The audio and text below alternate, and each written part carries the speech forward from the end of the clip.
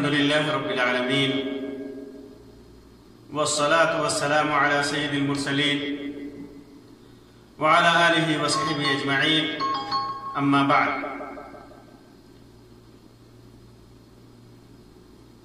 أعوذ بالله من الشيطان الرجيم. بسم الله الرحمن الرحيم.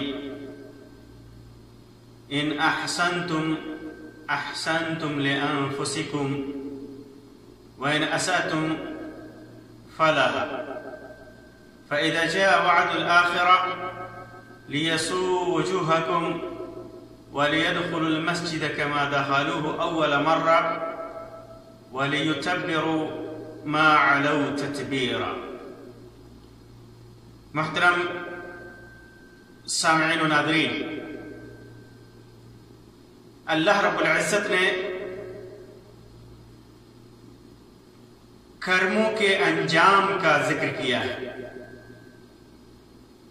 کہ آدمی جیسا کرتا ہے اس کے ساتھ ویسے ہی معاملہ کیا جاتا ہے. جس آیت کریمہ کی میں نے تلاوت کی وہ آیت کریمہ سورہ بنو اسرائیل کی ہے. بنو اسرائیل یعنی یہودیوں کے برے اعمال کا اور ان برے اعمال پر مرتب ہونے والے ان برے اعمال کی وجہ سے ان پر آنے والی پریشانی کا تذکرہ اللہ تبارک و تعالیٰ نے کیا ہے. ان احسنتم احسنتم لانفسکم.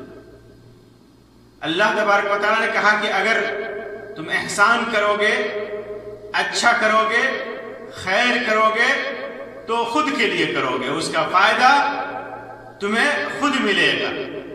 وَإِنْ أَسَأْتُمْ، اور اگر تم نے برائیاں کی، غلط کام کیے، فَلَهَا، تو پھر اس کا انجام بھی تمہیں ہی بھگتنا پڑے گا. برائیاں کی تو بھی اپنے لیے کیا. اللہ تبارک و تعالیٰ نے اس آیت کریمہ اور اس سے پہلے اور اس کے بعد بنو اسرائیل کے اسی انجام کا تذکرہ کیا ہے. کس طرح ان لوگوں نے ظلم کیا، فساد کیا، برائیاں کی تو اللہ تبارک و تعالیٰ نے انہیں سزا دی اور پھر اللہ تبارک و تعالیٰ نے انہیں مہلت بھی دی، لیکن مہلت کے بعد پھر انہوں نے برائیاں کی. اللہ تعالیٰ فرماتا ہے وَقَضَيْنَا إِلَى بَنِي إِسْرَائِيلَ فِي الْكِتَابِ لَتُفْسِدُنَّ فِي الْأَرْضِ مَرَّتَيْنِ وَلَتَعْلُنَّ عُلُوًّا كَبِيرًا، کہ ہم نے بنو اسرائیل کے لیے ان کی کتاب میں صاف فیصلہ کر دیا تھا کہ تم زمین میں 2 بار فساد کرو گے، 2 بار زمین میں فساد برپا کرو گے اور بڑی زیادتیاں کرو گے. لَتَعْلُنَّ عُلُوًّا كَبِيرًا، بہت زیادہ زیادتیاں کرو گے. یہ اللہ تبارک و تعالیٰ نے صاف فیصلہ کر دیا تھا ان کی کتاب کے اندر کہ ایسا تمہارے ساتھ ہوگا. فَإِذَا جَاءَ وَعْدُ أُولَاهُمَا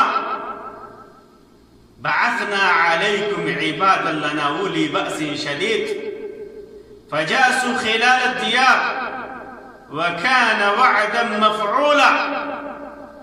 ان دونوں وعدوں میں سے پہلے کے آتے ہی ہم نے تمہارے مقابلے پر اپنے بندے بھیج دیے جو بڑے ہی لڑاکے تھے، لڑنے والے تھے، زبردست لڑاکو تھے. بس وہ تمہارے گھروں کے اندر تک پھیل گئے اور یہ اللہ کا وعدہ تھا، یہ تو پورا ہونا ہی تھا. یہ اللہ تبارک و تعالیٰ نے اشارہ کیا ہے اس ذلت اور اس تباہی کی طرف جو بابل کے فرمانروا بخت نصر نے کے ہاتھوں عیسیٰ علیہ السلام کے مسیح علیہ السلام سے تقریباً 600 سال قبل یہودیوں پر یروشلم میں نازل ہوئی. یہ تباہی بخت نصر کے ہاتھوں نازل ہوئی. بخت نصر نے کیا کیا؟ بے دریغ یہودیوں کو قتل کیا. جب ان لوگوں نے روئے زمین پر فتنہ اور فساد کیا، اور وہ فتنہ اور فساد کیا تھا؟ شعیب علیہ السلام جو اللہ کے نبی تھے، اللہ کے رسول تھے اس قوم میں، ان کو قتل کر دیا. اسی طرح ایک اور نبی کو، ارمیا علیہ السلام کو قید کیا. انہوں نے تورات کے احکام کی خلاف ورزی کی، معصیت کا ارتکاب کیا، فساد فی الارض کو بڑھاوا دیا، روئے زمین میں فساد پھیلائی، جس کے وجہ سے وہ مجرم بنے. جب وہ مجرم بن گئے تو اللہ تبارک و تعالیٰ نے ان کو سزا دی، جس کا وعدہ اللہ تبارک و تعالیٰ نے کیا تھا کہ جیسا کرو گے ویسا ہی تمہارے ساتھ ہوگا، اور ویسا ہی ہوا. بخت نصر نے ان پر حملہ کیا، ان کے گھروں تک پھیل گئے، اور بخت نصر کی فوج پھیل گئی. بخت نصر کے ہاتھوں بے دریغ انہیں قتل کیا گیا، بڑی تعداد میں ان کو غلام بنایا گیا. اور بعض مفسرین نے لکھا ہے کہ بخت نصر نے نہیں بلکہ جالوت کو اللہ تبارک و تعالیٰ نے، جیسے کہ قرآن مجید میں جالوت کا قصہ مذکور ہے، جالوت کو اللہ تبارک و تعالیٰ نے بطور سزا ان پر مسلط کیا تھا. جالوت کو بھیجا تھا جس نے ان پر ظلم و ستم کے پہاڑ توڑے، انہیں قتل کیا، انہیں تباہ و برباد کیا، انہیں ان کے گھروں کو اجاڑا. یہاں تک کہ اللہ تبارک و تعالیٰ نے طالوت کی قیادت میں داؤد علیہ السلام، طالوت کی قیادت میں داؤد علیہ السلام کو بھیجا، اور داؤد علیہ السلام نے جالوت کو قتل کر دیا، جیسے قرآن مجید میں وقاتل داؤد جالوت بیان کیا ہے اللہ تبارک و تعالیٰ نے.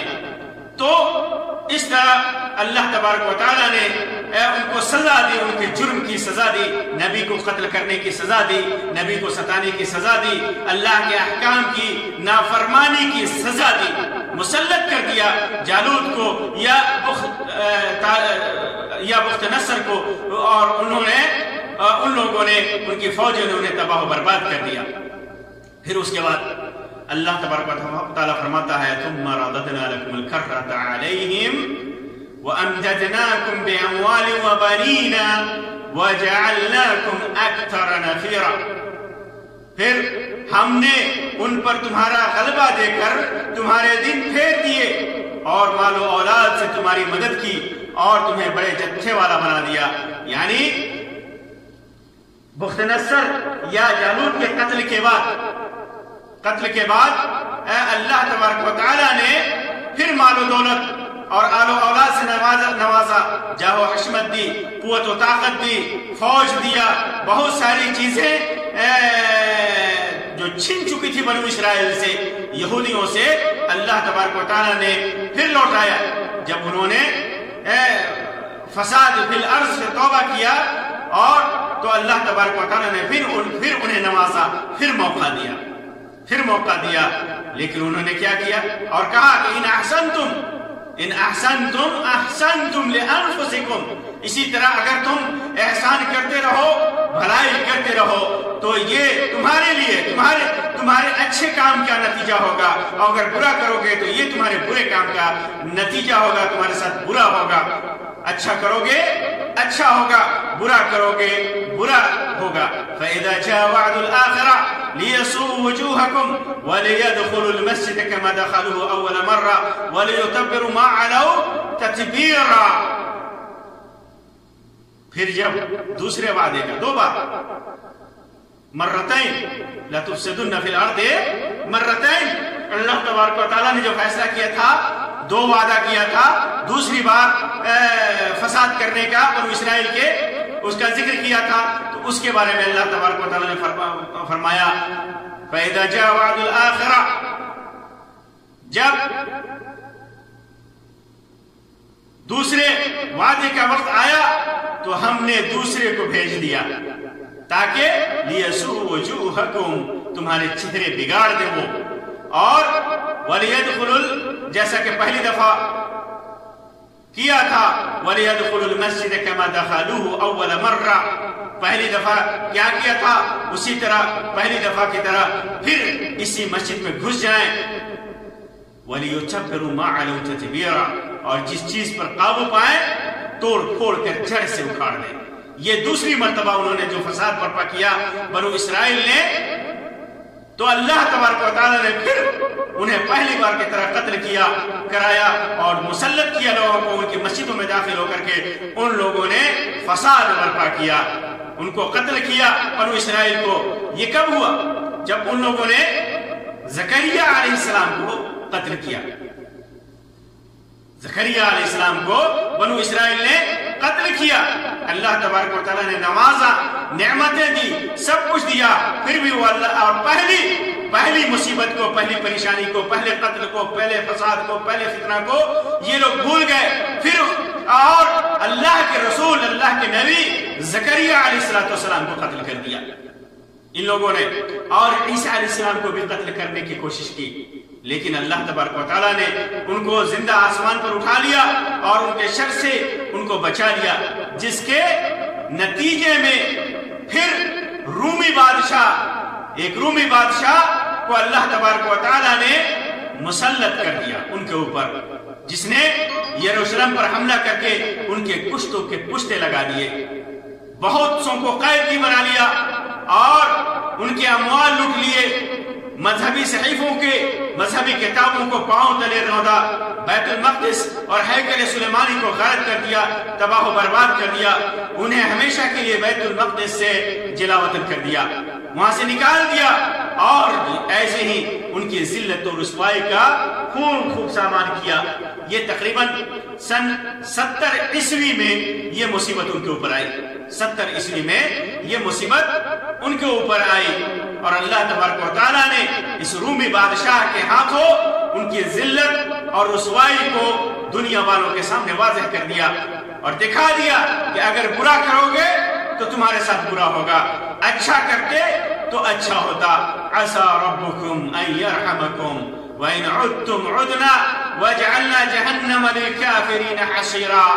پھر اللہ تبارک و تعالیٰ نے ایک امید دلائی اور کہا کہ امید ہے کہ تمہارا رب تم پر رحم کرے، ہاں وَإِنْ عُدْتُمْ عُدْنَا، لیکن دوبارہ اگر تم نے ایسا کیا، اگلی بار کیا، تو پھر اگلی بار بھی تمہارے ساتھ ویسے ہی کریں گے، ہم اگلی بار بھی ویسے ہی۔ یہ اللہ کا وعدہ ہے کہ ایک بار فتنہ کیا، برپا کیا، برائی کیا، معصیت کیا، فساد برپا کیا روئے زمین میں، تو اللہ تبارک و تعالیٰ سزا دیتا ہے۔ پھر اس کے بعد جب توبہ کرتا ہے انسان تو اللہ تبارک و تعالیٰ اس کے اوپر رحم فرماتا ہے، پھر سب کچھ سے، ہر چیز سے نوازتا ہے۔ پھر جب فتنہ و فساد برپا کرتا ہے، پھر برائی کرتا ہے، تو پھر اللہ تبارک و تعالیٰ سزا دیتا ہے۔ جب انسان، جب کوئی قوم، جب کوئی گروہ اس قسم کے برے اعمال کو انجام دے گا، تو پھر اللہ تبارک و تعالیٰ پھر اس کے ساتھ وہی معاملہ کرے گا اور اسے سزا دے گا۔ اور ان عدتم